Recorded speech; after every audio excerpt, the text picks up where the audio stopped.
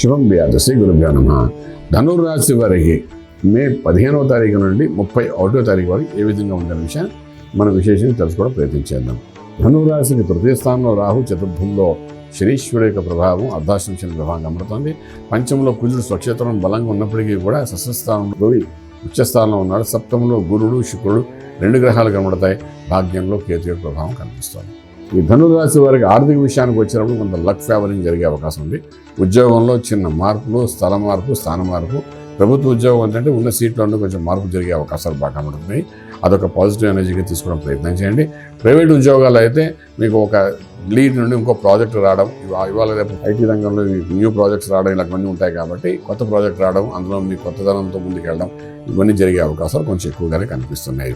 అలాగే మీకు సప్తమంలో గురుడు ఉన్నాడు కాబట్టి ఇటువంటి పరిస్థితుల్లో అంటే మీరు శుభకార్యం చేస్తారు, శుభమైన వార్తలు వింటారు. వివాహ వ్యవస్థ కోసం చేసే ప్రయత్నాల్లో సఫలీకృతమయ్యే అవకాశం సంపూర్ణంగా కనబడుతుంది. అలాగే గృహప్రవేశం, శంకుస్థాపన, భూమి పూజ ఇటువంటి కార్యక్రమాలైనా కాకుండా మనం ఎవరికైనా వివాహం జరగట్లేదు చాలా కాలం నుండి అటువంటి వాళ్ళు కూడా ఆఖరి క్షణం అంటే ఇదేంటంటే గురుడు మిథున రాశి నుండి కర్క రాశిలోకి వెళ్ళిపోతున్నాడు కాబట్టి 2వ తారీఖు మనకు 31వ తారీఖు మాట్లాడుకుంటాం కాబట్టి ఈ లాస్ట్ ప్రయత్నంగా ఏమైనా చేయాలి అనుకుంటే కూడా ప్రయత్నం చేస్తే మాత్రం కొంత ఫలితం వచ్చే అవకాశం ఉంది. అలాగే విదేశాలకు వెళ్ళి చదువుకున్న విద్యార్థులకు అనుకూలంగా కనబడుతుంది. విదేశాల్లో చదువుకుంటున్న విద్యార్థులకు ఉద్యోగరీత్యా చక్కటి ఫలితాలు వచ్చే అవకాశం బాగానే కనిపిస్తున్నాయి. ఇవన్నీ ఒక పక్కన పెడితే ట్రేడింగ్ అన్నది చాలా బాగుంది. ట్రేడింగ్లో ప్రాఫిటబుల్గానే కనబడుతుంది. అలాగే లక్కీ నెంబర్ 3 మీకు పాజిటివ్గా పనిచేస్తుంది. ఇప్పుడు మనం విశేషంగా తెలుసుకోవాల్సిన విషయం ఏంటంటే education institute, coaching centres, tradings తర్వాత చేసేటప్పుడు అనుకూలమైన వాతావరణం కనబడుతుంది. అలాగే మైన్స్, స్టోన్స్, ఇన్ఫ్రాస్ట్రక్చర్స్ మీద కూడా ఇన్వెస్ట్మెంట్ ప్లాన్స్ చేసుకుని ముందుకు వెళ్ళవచ్చు. మీరు రాజకీయ రంగంలో ఉండే వాళ్ళకి చక్కటి అనుకూలమైన వాతావరణం కనబడుతుంది.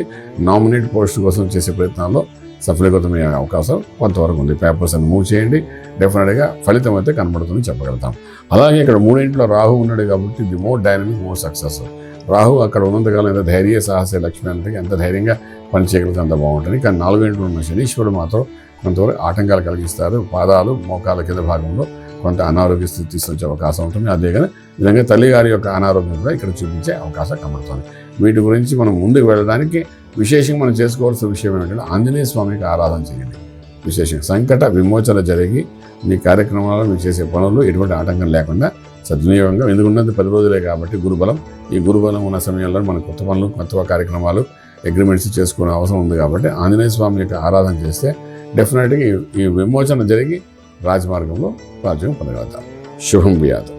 పూర్తి వివరాలకు సంప్రదించండి శ్రీ వేదమాత గాయత్రి జ్యోతిష్యాలయం, Brahmasri మంతా Suryanarayana Sharma garu, Srinilayam, first floor, 101, Sai Vaibhav layout, Chitrapuri colony పక్కన, కాజాగూడ, హైదరాబాద్ 500008. సంప్రదించవలసిన ఫోన్ నంబర్ 8855559147, 8855559148, 9849996644.